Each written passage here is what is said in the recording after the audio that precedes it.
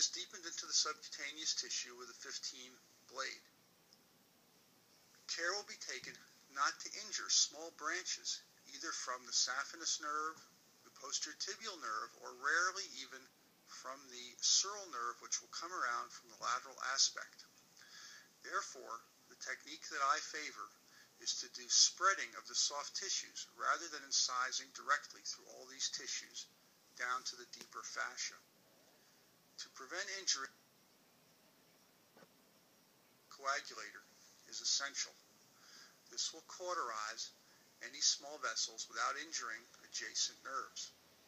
Furthermore, since the operation is done with the tourniquet inflated, any vessel that is identified should be cauterized to prevent bleeding in the postoperative period.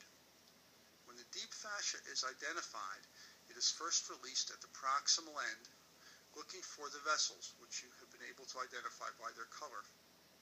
The posterior tibial artery and accompanying veins will be above the posterior tibial nerve. Then going distally, the fascia will be found to be thickened to form the flexor retinaculum. The scissors has just been beneath that, which is the tarsal tunnel ligament. Often this ligament is quite loose and is actually not the site of most of the compression. That is the reason why simply releasing the tarsal tunnel will not give everybody a good result. And the operation that I will be showing you will be releasing 3 additional tunnels. Here is a remaining distal band related to the tarsal tunnel. And when this is released, there will be an area of fat marking the end of the tarsal tunnel, and that represents the amount of surgery that usually is done in a traditional tarsal tunnel release. Extreme care must be taken here where the scissors is showing, because some small branches from the medial plantar nerve actually cross above to form a calcaneal nerve that can be injured quite distally. Here, being shown, is a high origin of the calcaneal nerve. 1/3 of patients will have this origin. The vessel loop is now going along the calcaneal nerve, which is quite large in this patient, and will be seen to arise entirely from the posterior tibial nerve. However, as will be pointed out later, 1/3 of patients can have the origin entirely from the lateral plantar, and 1/3 may have an origin from both. Here we are identifying the posterior tibial nerve deep to the posterior tibial artery and veins. We're looking carefully in this location for a congenital anomaly, which is more than one nerve. In that case, there's a high division to the posterior tibial nerve, and actually at this level, the medial and lateral plantar nerve will already exist. In that situation, which occurs in 5% of normal people, the posterior tibial twice the volume it would normally have at the entrance to the tarsal tunnel and will predispose the patient to compression. We're now dissecting the posterior tibial nerve and its division into the medial lateral plantar nerve. This is an area where we must look to see if there is significant enough compression that an intraneural neurolysis will be indicated. Most commonly, simply separating the posterior tibial nerve and its branches from the vessels is sufficient, and the tarsal tunnel release portion could be completed. But in patients that have had trauma, such as a fractured ankle, severe sprains, who've had swelling, have spent a great deal of time being immobilized, there will be fibrosis in the posterior tibial nerve and its branches. This intraneural fibrosis will require a release by a technique called an internal neurolysis. This is especially where the 3.5 power loop magnification is critical. Here you will see a narrowing of the posterior tibial nerve and its branches, and a round, more normal appearing nerve proximally in the large vessel loop. Because the nerve has been compressed and narrowed here and has significant fibrosis, the technique you now are viewing is used. Here, micro instruments and the typical types are listed in the library in the book called Equipment List can be seen.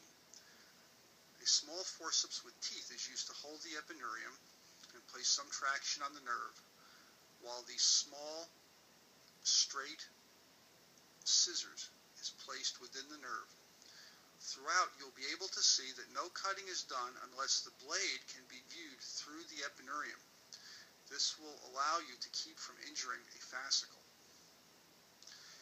And the intraneural neurolysis is carried out until there is a good fascicular pattern and perineural markings can be observed.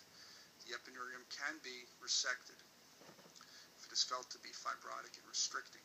A vessel loop is now placed around the lateral plantar nerve, and another vessel loop is being placed around the medial plantar nerve.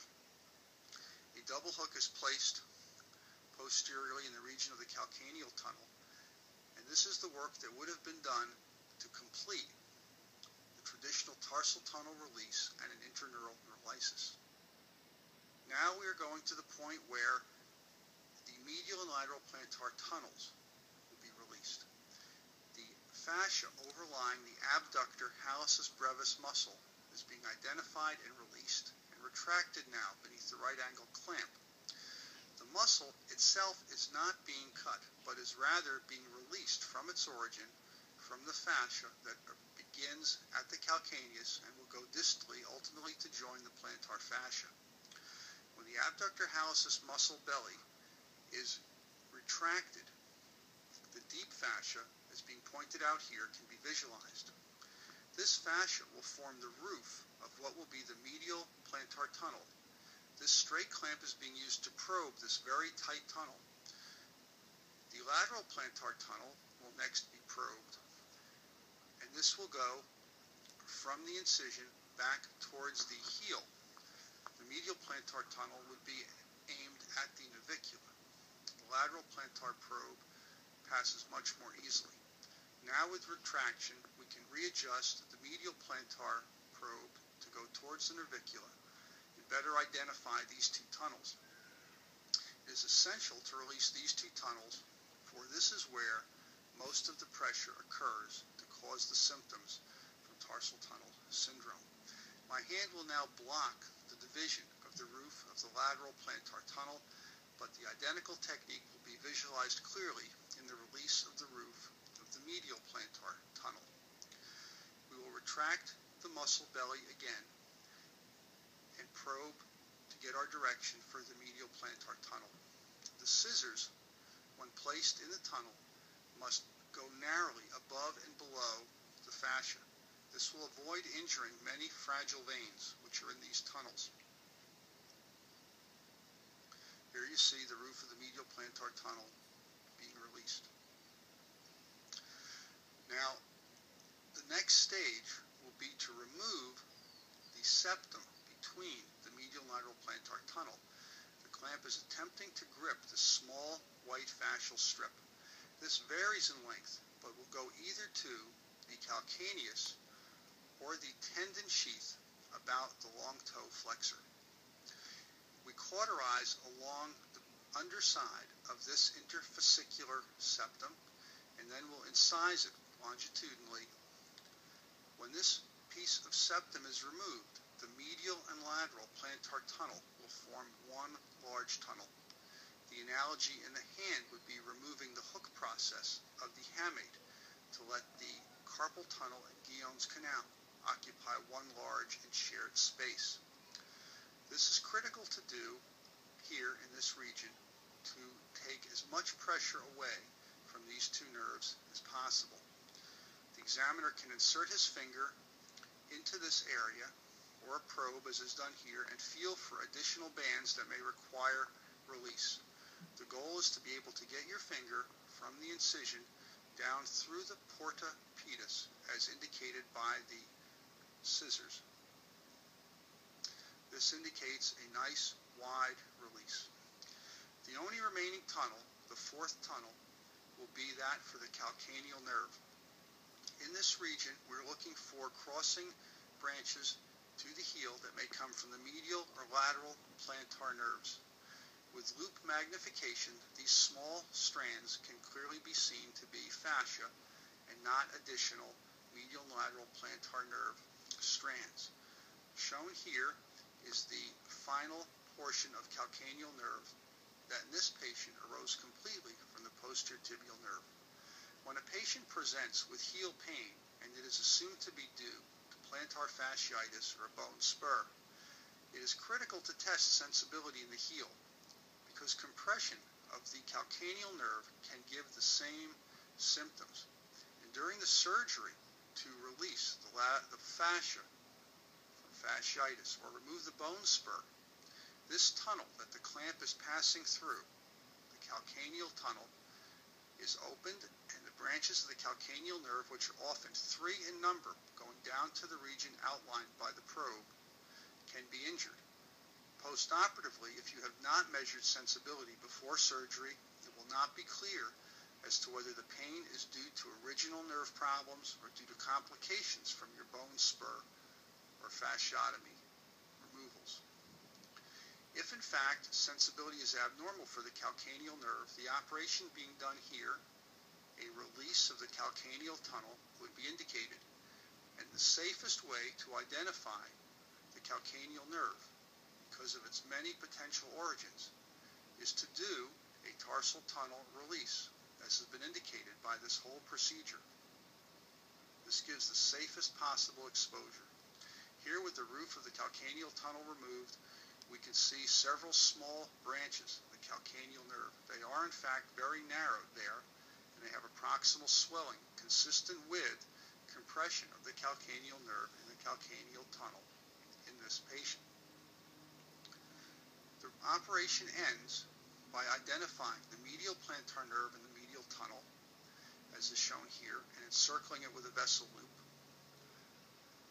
This allows you to dissect from this most distal portion of the medial plantar nerve back beneath the vessels, which can clearly be seen now between the 2 vessel loops, and be sure that the nerve is not adherent. You then dissect posteriorly and bring up the lateral plantar nerve, carrying out the same maneuver, encircling it with a vessel loop and following it beneath the vessels to ensure that it is not trapped in any previous trauma sites, fracture sites. When the vessel loop is placed around this lateral plantar nerve, you then will have the completed dissection from the posterior tibial nerve proximally, identifying the calcaneal nerve from wherever it originates, the medial lateral plantar nerves in the tarsal tunnel, and then the distal medial lateral plantar nerves through the releases that are unique to the approach that is being demonstrated to you in this video. The tourniquet is still up at this point, and hemostasis has been obtained with the bipolar coagulator. Marcaine, 0.5% without epinephrine, is instilled into the vessel edges to help the patient in their post-operative period. If you wish to close with the tourniquet down, it should be let down at this point and hemostasis obtained under direct observation. In the case you are seeing here, the tourniquet is left up until the end of the